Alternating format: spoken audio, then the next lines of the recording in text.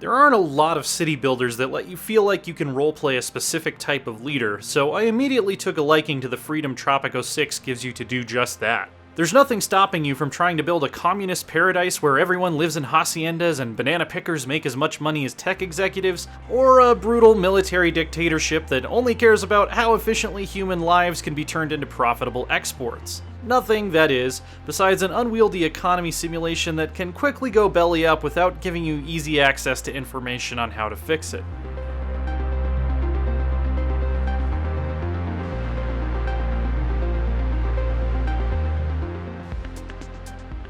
There's a lot going on across the inviting white sand beaches, bungalows, and lush jungle interiors of this version of Tropico, which looks great except for these weird eyesore waterfalls. Despite its relaxing environment, its politicking, trade, and mission systems kept me busier than any of its predecessors.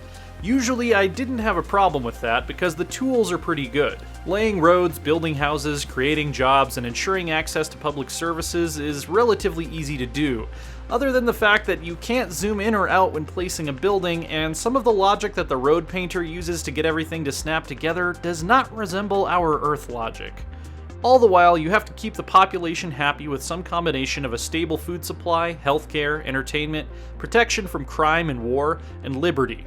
Some of these needs are in direct competition, which leads to interesting choices. Military buildings, for example, reduce liberty within their radius, but failing to build any will make you very vulnerable to attacks from rebel groups or foreign powers. Each citizen also belongs to a faction, such as the communists or the industrialists, which often have mutually exclusive desires that must be strategically fulfilled or ignored in a tense but enjoyable juggling act to keep your approval high enough to keep getting elected. You can subvert democracy in a pinch with bribes, assassinations, or rigging elections, but these all have meaningful consequences, such as reduced liberty or increased rebel activity. Keeping things legit can feel like constantly having to placate a room full of feuding preschoolers, but the trade-off is not having to worry so much about interrogating rebels and filling the islands with machine gun towers. Both styles of governing are enjoyable in their own way.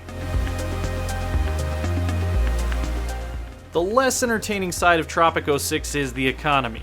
It can be fulfilling to set up a production line that turns sugarcane into delicious rum to either increase the happiness of the locals or make you some big bucks on the export market. But no matter how much fiddling I did, I almost always found my island's economy to be a precarious leaning tower that could tip over at any time. You get access to plenty of data on citizen happiness, factory output, and market prices if you dig through the fairly easy-to-read menus, but the lack of aids for interpreting that information left me in a position where it was surprisingly hard to understand what was wrong exactly when my treasury took a dive. Not enough industry, too many service buildings, wages too high, some combination of all of the above. I ran into the same problems regardless of what kind of playstyle I attempted, including extreme austerity, which was frustrating. And since spending is very limited when you have a deficit, it can be almost impossible to fix a financial snag even if you do understand what's up. Having more ways to borrow money than a single one-at-a-time loan of 50 grand would have been nice. Also, if I were El Presidente for a day, one of my first edicts would be to demand a more diverse soundtrack.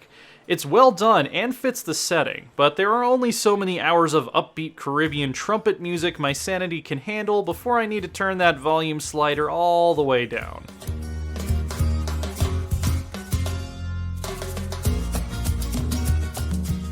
The amount there is to do and the depth of its political mechanics make Tropico 6 stand out over its immediate predecessors.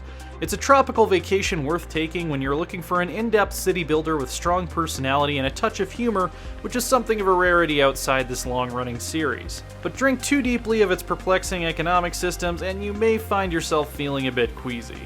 For more strategy and simulation, check out our reviews of 2 Point Hospital, Civilization 6 Gathering Storm, and My Time at Portia.